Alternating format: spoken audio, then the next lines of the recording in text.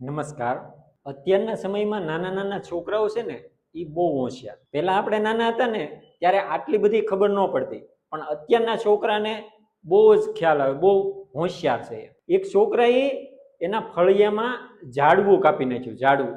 એના પપ્પાએ મારી મારીને પાડી દીધો. છોકરો કે એની હમું મીંડો દલીલ કરવા કે પપ્પા આ ઝાડવું પાડ્યું એમાં મારવા ન મંડવાનો હોય. વોશિંગ્ટન છે ને, વોશિંગ્ટન, એ નાના હતા ને ત્યારે એના ફળિયામાં ઝાડવું કાપી નાખ્યું હતું. તો એને પપ્પાએ માર્યો નહોતો, એને ઠપકો આપ્યો હતો. તો એના બાપા કે વોશિંગ્ટન છે ને, વોશિંગ્ટન, એ નાના હતા ને ત્યારે એની ઝાડવું કાપી નાખ્યું હતું, પણ એ ઝાડવા ઉપર એના બાપા નહોતા બેઠા. આ તો બહુડા ભાંગી નાખ્યા. એટલે નાના નાના છોકરા બહુ હોશિયાર એમ. એક છોકરાને તો સાહેબે સવાલ કર્યો, સવાલ કે બોલ બેટા, દરિયામાં લીંબુડી થઈ હોય તો લીંબુ તોડવા હોય તો કઈ રીતે લીંબુ તોડવા? તે છોકરો કે સર, હાથ લાંબો કરીને લીંબુ તોડી લેવા. કે દરિયામાં કોણ હાથ લાંબો? તારો બાપ કરે. કે દરિયામાં લીંબુડી કોણ? તમારો બાપ આવશે. એટલે છોકરા બહુ હોશિયાર એમ. હમણાં તો મારા ઘરે 2-5 મહેમાન આવ્યા, સમજ્યા? મહેમાન જાજા આવ્યા ને એટલે મેં છોકરાને કીધું, જાટો બેટા, બાજુમાં ચંદ્રિકા માસી પાસે 3-4 ખુરશીઓ લઈએ. મારો છોકરો દોડ્યો દોડ્યો ગયો કે 3-4 ખુરશી આપો. તો ખુરશી દેતા દેતા સાફ કરતા કરતા કે તાર પપ્પાએ બીજું કઈ કીધું બેટા? કે હા. કે એ વાંદરીની નો આપે ને તો બાજુ મમતા મેચ લઈ આવે. આ છોકરા ભંગાઈ નાખે હો. પણ અત્યારમાં સમયમાં ચૂંટણીનો માહોલ હાલે છે, ચૂંટણીનો.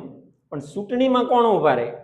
તો કે જેને દેશ માટે કંઈક કરવું હોય, જેને રાષ્ટ્ર માટે કંઈક કરવું હોય, જેને સમાજ માટે કંઈક કરવું હોય, જેને લોકોના જીવનમાં બદલાવ લાવવો હોય, એવા એવા નેતાઓ ઉભા રહે કે જેને પોતાના પૈસા ખર્ચીને બીજાનો બદલાવ કરવો.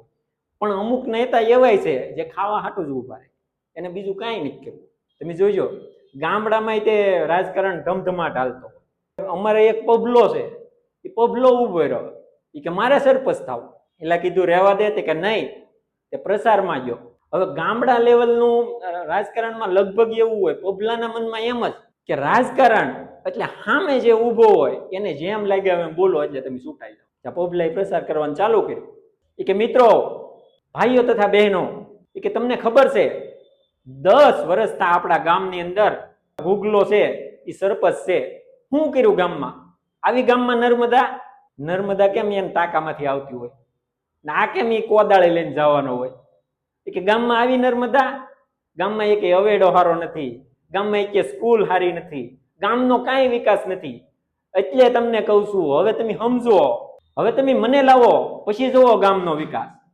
ત્યાં એક જણો ઊભો છો, કે ગામમાં બેકારી છે, કે ગામમાં હું કારખાના કરાવી દે. કે ઘંટિયું ક્યાં મૂકશો? કે સ્કૂલમાં મૂકી જો, સ્કૂલમાં ચાલુ કરાવી જો, સરને રફુના વેપારી બનાવી જો. આવી વાતો કરે હો, કોણ સમજાવે એને? ત્યાં એક કાકા ઉભા છે, કે બીજું બધું જવા દે, ભજીયાનું શું છે? ગ્રામ્ય લેવલની ચૂંટણી એટલે ભજીયાનું માધ્યમ બહુ. તમે ભજીયા ખવડાવો એટલે આવી જાવ.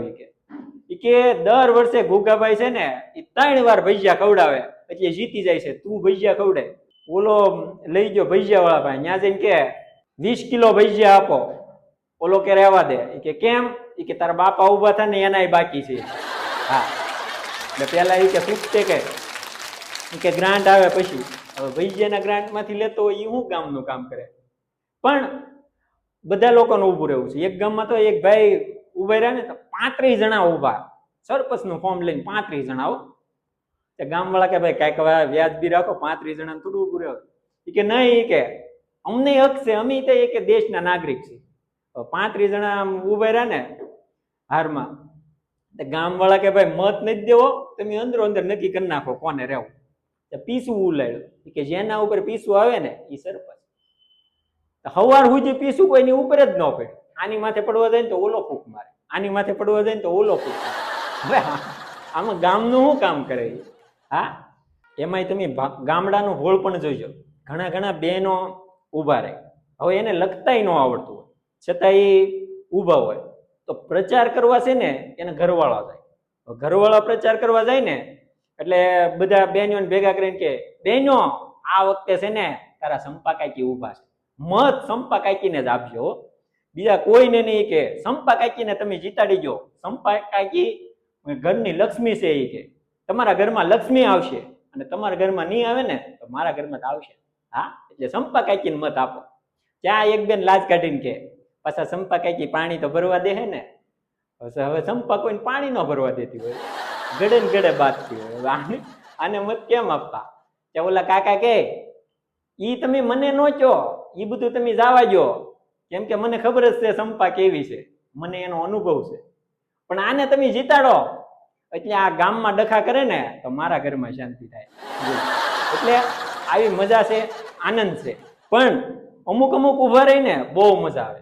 એક જણો તો અપક્ષમાં ઉભો રહ્યો, અપક્ષમાં. તે છેલ્લા દિવસો હાલતા હતા પ્રસારના, એટલે બધા ગામમાં એને મળી લેવાનું હતું. તે બીજા ગામમાં ભેગો થઈને કે જોવો બાપા, હું આવ્યો છું, ભાઈઓ તથા બહેનો, તમને પગે લાગુ એ કે મત ખાલી મને જ આપજો. એ કે તમારા ગામમાં મત હાટું જ આવ્યો છું અને મને તમે છૂટો, ગામમાં એક રસ્તા હારા કરી દઉં, રોડ હારા કરી દઉં, અને બાકી તમારો કાંઈ સવાલ હોય તો જો. ત્યાં એક જણો ઉભો છો કે તમારા બાપાના કરિયાણા બાકી છે કે ઈ બધું તમે રહેવા જોઈએ, કે ઈ બધા તમને આવી જાય, બીજો કાંઈ સવાલ હોય તો જો. ત્યાં એક જણો ઉભો છો કે અમારા આ ગામમાં શમશાન હારું નથી, બસ ઈ કે એક શમશાન, ખાલી એક શમશાન. કે હા, મને એકવાર મત આપો, ઘીરે ઘીરે શમશાન બનાવી દો. ગામ લોકો મત નો આપ્યો ને માર્યો. એટલે મજા કરો, આનંદ કરો અને જોતા રહો મારી ચેનલ. થેન્ક યુ, આભાર.